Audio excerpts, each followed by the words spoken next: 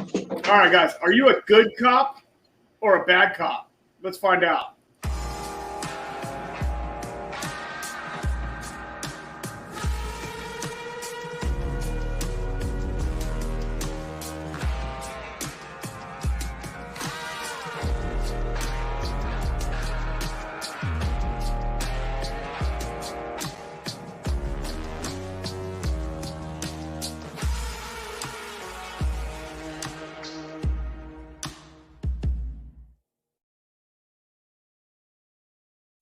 I had to do that one for you. Today we have Jerm. I like that intro. Yeah, I bet you would. So Jerm, the funny thing is, I was thinking about this. You've been on every one of my live streams, and you were on the podcast before. So like, this is like your fourth appearance. That's pretty cool. Hey man, I feel special that you just keep inviting me back. I really do. I mean, you know, it's today it really is an honor for you to invite me back that many times. I like it. I'm thrilled about it. It's all good. You're good people to talk to. So today we're going to talk about good cop, bad. I can't get it in the damn thing. We're going to talk about these. Tell us a little bit about these, because these were a special gift from you, and I want to thank you again for that. But tell us a little bit about these. I'm going to fresh crack them and put them in the glass so they can breathe a little bit. Tell us a little bit about these. Okay, so this is a barrel pick that I do a local whiskey group here where I'm at in northern Wisconsin. We are called the Northwoods Whiskey Nerds. And a store owner that is a member of the group suggested that we collaborate together. He does a lot of store picks, and he suggested that we collaborate together, do a store pick together, get both of our stuff on there, and we couldn't think of a better distillery than this one to pick from, because it is the owner of the distillery is also a member of the group. So, you know, it just worked out really well. They're in the Northwoods, they're in the territory. They make great whiskey, so it really worked out well and couldn't be any better. The distillery is Great Northern Distillery. They are based out of Stevens Point, Wisconsin. They are in a fairly new facility right now. I think they're in about a year, maybe just over a year. Gorgeous facility. Really, there's some stuff behind that as well, and we can get into that a little bit later. But yeah, I'm super thrilled for his new place. He was a little behind in production during the building, shutting down, moving process, all of that. So we didn't have a lot of barrels to choose from.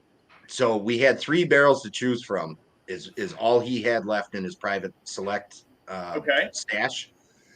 And we went in there with the intention to pick a barrel, or maybe not if we didn't find one that we really liked, right?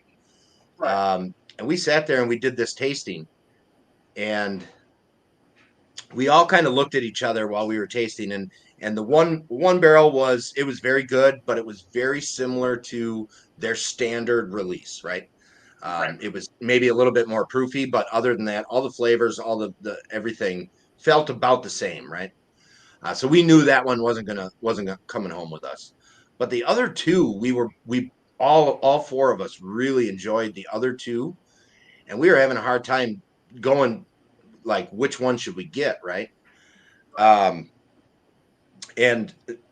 the Zach, owner of Richard's Liquors, looked at me and he goes, "Man, this one here, this is like comes in throwing elbows. It's punchy, it's aggressive, you know." And this one is mellow, smooth, nice. And I'm like, well, it's kind of like a good cop, bad cop kind of thing, right? And we all had a good chuckle. Obviously, that was going to be the name. And he goes, "Let's take them both." And I was kind of floored. I'm like, yeah, I mean, I'll do it, you know. So we ended up with both barrels, and we put them out on the shelves at his store in Wisconsin. You have to go through a retailer. I'm sure it's that way in a lot of places, but it has to physically go through a storefront. So like as a group, I can't buy it as a barrel, have it go through the distributor and me sell it. It has to be retailed because there is a state minimum markup for everything, and so to speak. So his store's selling them all, so it's all local. Obviously, I've kind of spread out a few bottles as I could, right? You know, hand to hand and whatnot, because you can't ship alcohol. Right. So No. it's been a while, but I've been able to hand off a few bottles, and That's so awesome. they've kind of made their way through the country a little bit. And obviously, there's a few in Texas. Yeah.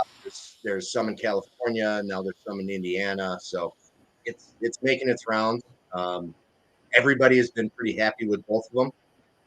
Obviously, there is one that kind of stands out above the rest a little bit, but you know, let's get into it. Okay, yeah, let's do it. So let's obviously we're gonna start with the good cop. I think This barrel 407, 6 years, 344 days old. Why is all that on there? Is that just because, or obviously transparency, information. We're nerds, right? I mean, we're Northwoods whiskey nerds. We want to know the fiddly bits about everything, right? I did not put the mash bill on here purposely because I'm not 100% certain he wants the exact mash bill blasted out, right? Percentages and all that kind of stuff. But I put the information that is nice to know. So, you know, barrel number, obviously, the actual full on down to the day that they dumped it out of the barrel, age. And then the barrel entry proof is also on the bottle, which it goes into the barrel at 115 proof. And then, you know, obviously the actual bottle proof is on the front. And that's a must have, right? Right. So, but the mash bill on it is rye malt, and corn. Okay. So, I know corn is about 17%, rye malt is about 35%, and then the rest is rye. It is local Wisconsin grain, all of it. Okay, cool. I don't know specifically what type of what rye grain it is or what type of corn it is. My guess is it's standard yellow dent too, for the corn, but the rye grain, I'm not 100% certain on what that grain is, you know. And I don't know as if for the owner of the distillery, I'm not certain that was as important as just keeping it locally grown in Wisconsin. And consistent. Can I get enough of it to where I can I keep getting it? Yep. So you know, both you and I have done shows with Lost Lantern during the Midwest collection, and this is very similar to some of those as well. It has that, like, it's definitely rye. You know it's rye right off the bat, but it's not the punchy 95.5 rye where it's kicking you in the face with dill or something like that. It's creamy, it's soft. It's, now, of course, this is Good Cops, and you said it was like that, but also it does give you that burn in the back of your throat and going down into your chest, you know, from the proof, obviously, but from the I hate to call it baking spice because that's really generic, but like it's almost like a cardamom or an off spice, not like a Chinese 5-spice or something where it has some cinnamon, but it also has something else in there. It's really interesting. And then going back on the nose, it's almost gets like star anise a little bit, which is really, I mean, it's like not that I would want to put this in an old fashioned, but I bet it makes an amazing old fashioned. It absolutely does. Yes, it absolutely does. Makes a fantastic old fashioned and very basic old fashioned. So literally plain white simple syrup. You know, 2 ounces of this, 3/4 of an ounce of plain white simple syrup, and a couple dashes of whatever bitters you want, orange bitters, regular bitters, chocolate bitters, and just keep it super basic. Right. It's delicious. All right, I added a couple drops of water to it. Yeah, these swim well. It woke the nose up. Yeah, these definitely, both of these swim very well.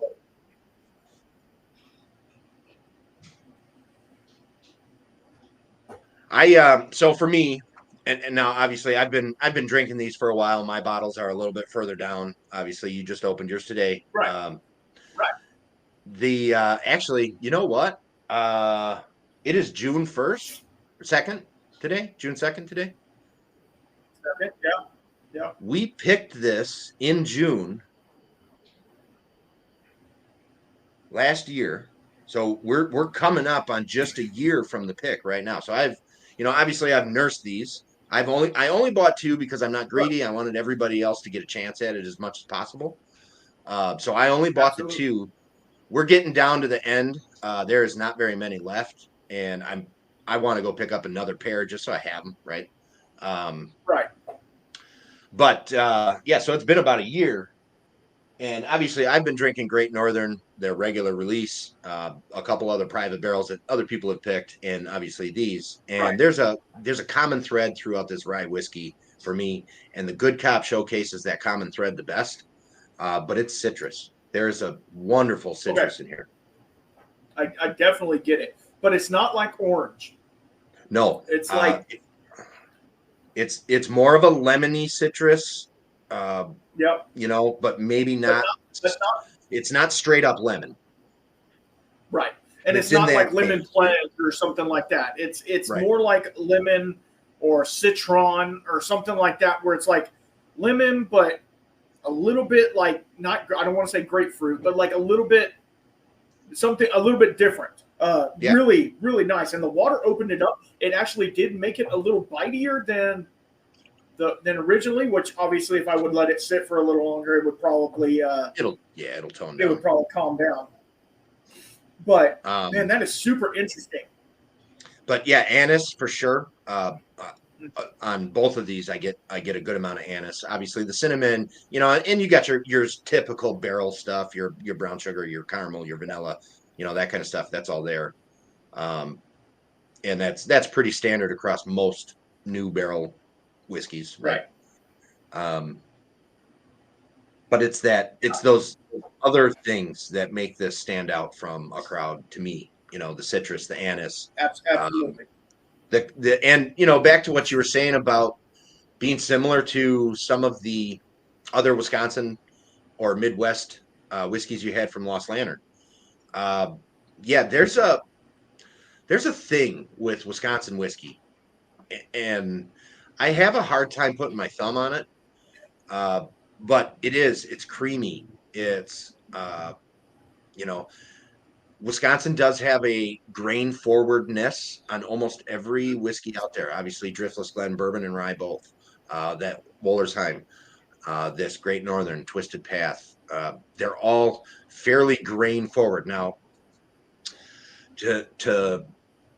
you said something the other day in your podcast that you just put out, the Texas one, about the craft note being grain forward, right? These are not young in the barrel. These are obviously 7 years old, right? So that craft note is aged out. Really, realistically, it should be by now, right? I mean, we're not talking 18 months. We're not talking 2 years. We're talking normal age range for normal whiskey, and that grain forwardness is still here. And I love that about Wisconsin whiskey, because the point of being, using local ingredients is to showcase the ingredients, and they're still front and center. And I love that. And now I'm smelling the empty glass, which I don't know if people do that, but it is a thing. And you get a lot of that citrus up front, and then it goes into like a white pepper or something like that. It's really, there's a drip. I mean, I got a whole bottle, but still, there's a drip. That is super interesting and very, like, I'm going to have to obviously sit down with that and pull it apart with a proper dram. And obviously, I don't know how you feel about neck pour. Is it a thing? Is it not a thing? Does the bottle need time to oxidize a little bit? Maybe. It just kind of depends. I mean, the way that they put the corks in now, they're pretty tight, so you're not going to get a whole lot of oxidation. But, unless you're talking about a Scotch where they still use regular corks, it's one of those things. So neck pour, I mean, is neck pour a thing? Yeah, technically it is. Obviously, it's not any different than the rest of the whiskey in the bottle, right? But the open space in a bottle will slightly change things a bit here and there. And I think with a neck pour, you can achieve the same goal. You can pour that glass, walk away for an hour, come back, and you're gonna be roughly in that same area. So, you know. Right. Yeah. Yeah. All right. Let's move on to the bad cop. So this one is a little bit older, like 60 days or so. Yeah. I'm bad at math today, but yeah, six years, 344 to 7 years, 35. Yeah. I mean, 20, 50, yeah, roughly 60 days older. Now, the cool part about these is they sat next to each other in the rick house the entire time. Right. Okay. So obviously the 60-day difference, but when this one got put in, it was next to each other. That is crazy, and it does. It smells different. I mean, which we know, being nerds ourselves, that each barrel can give 20% or more difference in flavor for sure, but that it's just this one is a little sharper on the nose. But it's also, it gives a little, I don't know, maybe dark chocolate. It's definitely a more rich and dark note versus the Good Cop, which is that lighter, brighter citrus type note, whereas this is that chocolate, caramel, toffee richness and darkness, right?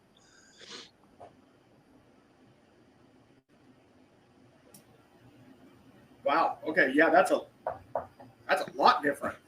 But you still see they're brother and sister, but they're not twins. We'll just say they are not twins. And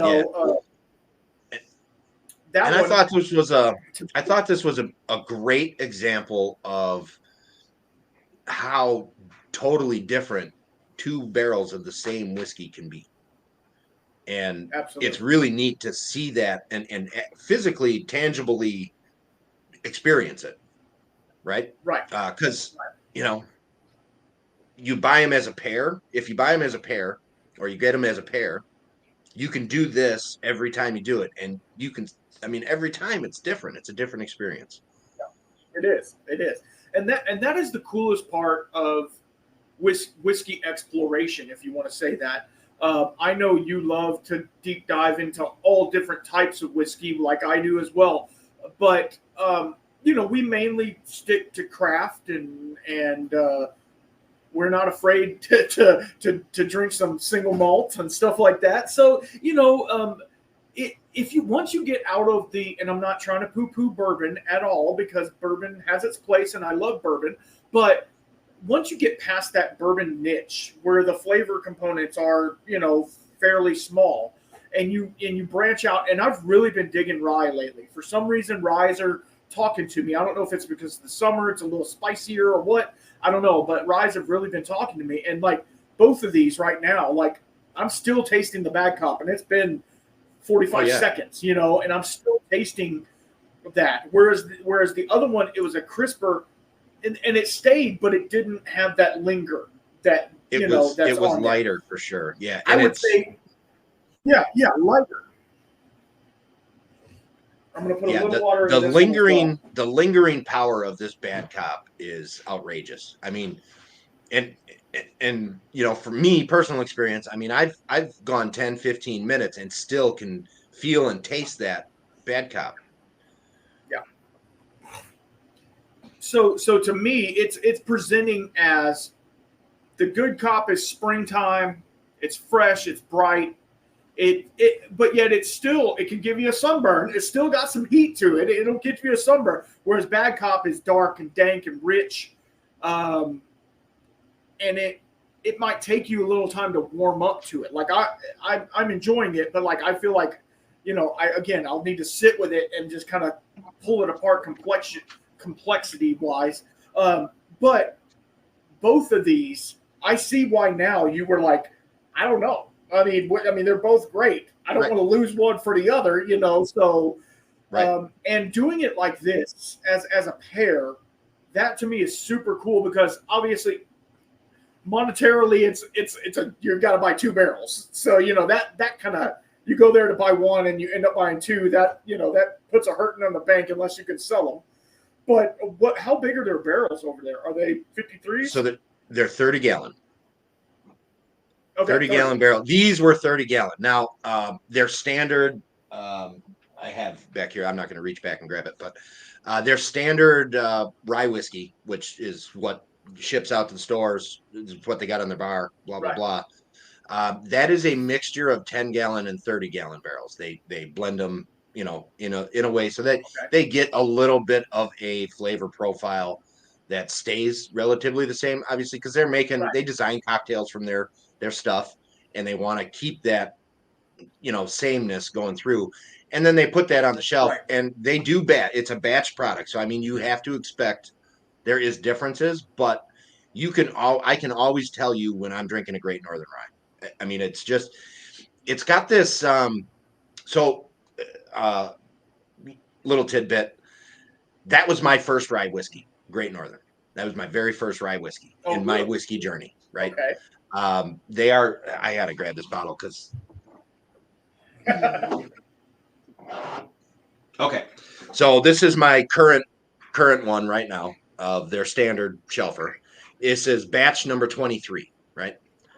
So my first rye whiskey in my whiskey journey period was Great Northern Rye batch 16. So I've been I've been around for a while, and I buy every batch that comes out, whether I'm getting low on that one or not. I buy it. I love it. I will never not enjoy it. And no matter how far along I go and how different my taste change and all of that stuff, that is always like home for me, right? So the nuances of this little story is in a Facebook group. I had mentioned I was doing this is funny, started my whiskey journey. I did a bracket style battle of rye whiskeys, and it was just me doing it and my taste and how I liked it, right? And I had two different Great Northerns at the time, so I put them both in there. One was batch 16, one was 19. And I had said, somebody asked the question, what's the difference between the two batches? And I kind of gave my little synopsis of what I thought was the difference of them, right? And some guy comments back, a different person than that asked the question, and says, wow, that's a really good palate. Someone, batch 16 was almost all 10 gallon barrels. Batch 19 was more 30 gallon barrels than 10 gallon barrels. I'm like, who the fuck's this guy? I don't know who this guy is, right? So I click on the name, obviously, right? Owner of Great Northern Whiskey. I said, oh, well, he might fucking know. So from then on, we kind of chatted and chatted and chatted. And I mean, he's a fantastic person, and I am so happy that transaction happened, because that led the way for this transaction and for many other things that I go in there and I enjoy spending time and money in there because I like to support him as a person, his business, what he stands for, what he makes. Obviously, we don't hang out enough because he's busy, I'm busy, but any chance I get, I try to hang out with the guy because he's a fantastic person. And he has come to One Bottle Share, and this guy brings a bottle of Dunville Irish whiskey. That's what he brought to the Bottle Share. That was distilled in 1925. Shut up. Uh-huh. And holy buckets, man. That was a magical whiskey. I mean, it could have tasted bad. It doesn't matter, right? The whole series of events of opening that bottle, pouring it, sharing it with the people that we were there with, and talking about that. I mean, you're talking about, 100 years ago, almost 100 years ago, right? Yes. It was crazy. It was so crazy. And that was like a prized possession of him. And he brought that to a Bottle Share for a couple of whiskey nerds, right? Wow. Wow. So just a little bit about him.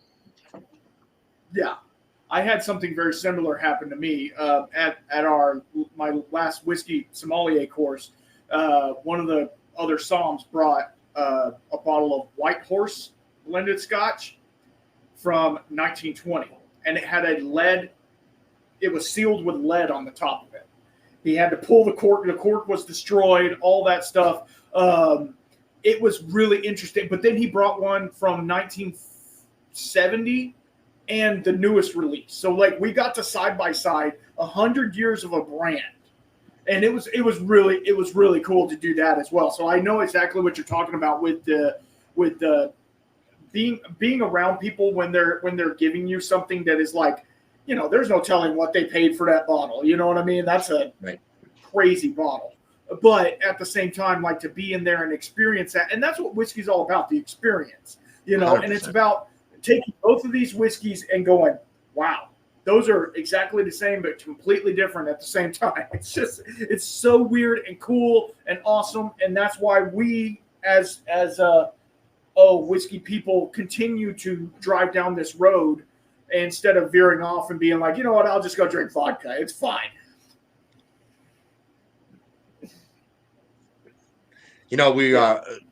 I like to say once in a while we're stewards of the whiskey world because absolutely, obviously the mass majority of people, they're not listening to us and what we say. But no. when somebody contacts you and says, hey man, you said something about this, I went out, I tried it, I bought a bottle, I tried it. It's fantastic. Thank you for that recommendation. Absolutely. That's like awesome. If one person says that to me, one person, I don't even care, right? One person a year, one person 10 years, I don't care. It's like, yes, Yes. Absolutely. And obviously I've heard it from multiple people sometimes, right. But it's within a group usually, and it's like you already know they're whiskey people. To get a non-whiskey person to say something like that that's like the ultimate gem, right? Feather in your hat kind of thing. Yep, absolutely. Because it's one thing to convert a whiskey lover to a new brand or new style of whiskey, but you convert somebody who's like, I don't really care for whiskey too much, and you give them something to be like, this is whiskey, but it's not like your normal whiskey. Because as nerds, and I mean nerd in the best way, obviously, as nerds, we are like, we love the big six out there. We love all the guys doing the big mass production of whiskey because they have a place. But at the same time, we also love, hey, try this. This is weird. Try it. Like we love to do that. And so like finding a whiskey for somebody that is unusual or different or very interesting, that is really intrigues me a lot because there's a bunch of good whiskey out there. We don't all have to be drinking Jack Daniels. I'm sorry. I like Jack Daniels. I'm getting to like Jack Daniels, we'll say. I didn't like the number 7. I can't get into that one. It tastes like banana runts, and I can't do it. But, their barrel proof rye is pretty good. So, take that for what it is. And the saying goes around a lot. Not everything is for everyone, right? And you said it. They have their place. Obviously they have their place. They're mass giant companies that are making money hand over fist, making whiskey hand over fist. Obviously somebody's buying it. They can't sustain making it like that if nobody's buying it, right? Yeah, absolutely. But and there isn't anything wrong with it. For me personally, it's boring now, right? It's the same lane. It doesn't change. It doesn't speed up. It doesn't slow down. We don't take a left turn. We don't do a U-turn. We don't whip donuts in the middle of the freeway, right? It's the same path, right? Yeah. The excitement for me is to find a whiskey that says, wow, that's really weird. I think I like it, but it's weird. Maybe I don't like it. Yeah, it's weird. And you just, you have an experience, right? It's not boring. Something happens. And that's the exciting part about, especially craft, smaller distilleries, craft distilleries, places you haven't tried before, whether they're small craft or not. But here's the deal. here's the deal. You can only drink so much whiskey, right, in your lifetime. That's right. Why would you want to drink boring whiskey? Like, and again, I like to get a Booker's every once in a while. Who doesn't, right? But at the same time, like the last 2 or 3 Bookers that I've tried, I didn't even buy them, luckily, were like, I would rather try something very interesting like this, very nice, very beautiful. And luckily for me, I have connections to where I can get said bottle and talk, and talk with people about it. There's so much whiskey out there for us all that we need to try it, and we need to step out of our little box and quit chasing the pappy and start thinking about other things that are out there. Me being from Texas, obviously I promote Texas whiskey pretty heavily, but at the same time, like this Midwest shit they're doing right now, like I'm a fan. I'm sorry. I just ordered another bottle off of Lost Lantern. Like seriously, like I can't stop. So you brought them up here twice now, Lost Lantern. What they're doing is maybe quite possibly the absolute best service this industry could have, right? Absolutely. I agree. Through them, personally for me, through them, I have got to experience first time distilleries that A, I've never heard of, B, would never have a chance at if I did hear of them, right? And that kind of stuff. And I know that is happening for way more people than just me, right? And then with their Midwest release, they, and I don't want to say me because it's me, but they put me on the map, right? Like this is right. My home turf, right? This is what I like. You are promoting Texas whiskey. I want to promote Wisconsin whiskey, but I don't even want to stop there because Minnesota's doing great things. Iowa's doing great things. Illinois is doing great things, right? Indiana, not MGP, is doing great things. Right. It's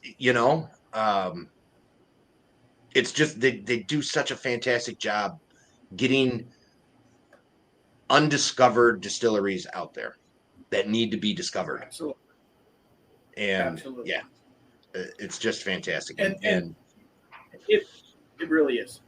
Yeah. It really is. And they're the best people to do it, I think. They are the best people that could have landed in that position. Absolutely, hands down. I can't think of 2 better people that could be doing that. Absolutely. They are kind, they are generous with their time and resources and all of this stuff. Like the fact that they wanted to talk to either one of us bozos, like what the hell? Like y'all are busy. Like why are you talking to me for? Right. So that to me is a big deal.